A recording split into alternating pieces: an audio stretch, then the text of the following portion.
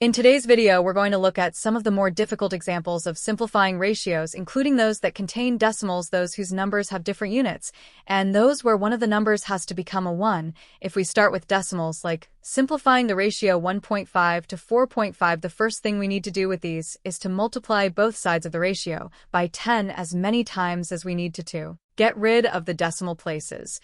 So in this case, that would mean multiplying both sides by 10 at once, so you get 15 to 45. And now that they're both whole numbers, we can just simplify like any other ratio. So you could divide both sides by 5 to get 3 to 9, and then both sides by 3 to get 1 to 3. Or if you knew that 15 and 45 are both divisible by 15, you could have just done it in one single step by dividing both sides by 15 to get 1 to 3 straight away. Let's try the same thing for this one where we need to simplify 2.1 to 0.6, so first we multiply both sides by 10, so you get 21 to 6, and then we can divide both sides by their common factor of 3 to get 7 to 2. If we move on to the questions with mixed units, the key idea this time is to first of all convert one of the figures, so that both figures have the same units, and in general it's easier if you convert them into the smaller type of unit, so that you don't end up with any decimals, for example here.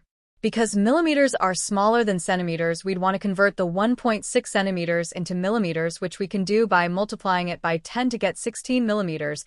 And it's important here to realize that we're not changing the value of the left-hand side at all. 1.6 centimeters is exactly the same value as 16 millimeters, so we keep the right-hand side the same as 12 millimeters. So now that we have them both in the same units, we can think of our ratio as just 16 to 12, which we can then simplify like normal by dividing both sides by 4 to get a ratio of 4 to 3. Have a go at doing the same thing for this one where we just simplify the ratio 50 minutes to 1.5 hours. So the first thing you need to do here is convert them both to the same units, and it'll be easier to convert the hours to minutes. So we multiply our 1.5 hours by 60 to get 90 minutes on the right, but the 50 minutes on the left stays the same. And now that they both have the same units, we get rid of the minutes so that we're left with just 50 to 90, and we can then simplify it by dividing both sides by 10 to get 5 to 9. For this last type, the idea is to multiply or divide both sides by something so that one of the sides becomes a 1. For example, in this case, we need to reduce 3 to 20 to the form 1 to n.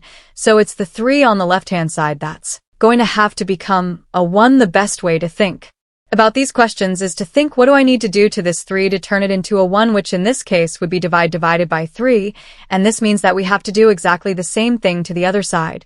So we have to divide 20 by 3 as well, which will give us 6 2/3. So the n in this case is 6 2/3, or if you want to stay in decimals, then 6.6. Recurring this might feel a bit weird because with the ratios we normally try to keep the whole numbers rather than having decimals or fractions like this, but with this type of question you'll often end up with non-whole numbers, so don't worry about that. Let's finish off by having a go at this one where we need to reduce 5 to 20 to the form n to 1. So this time we're trying to make the right-hand side the number 1. So to change the 20 to a 1, you need to divide it by, which means you also need to divide 5 by 20, which is 1/4 or 0.25. So our ratio is 0.25 to 1. Anyway, that's everything for this video. So if you enjoyed it, then please do tell your friends and your teachers about us, and cheers for watching.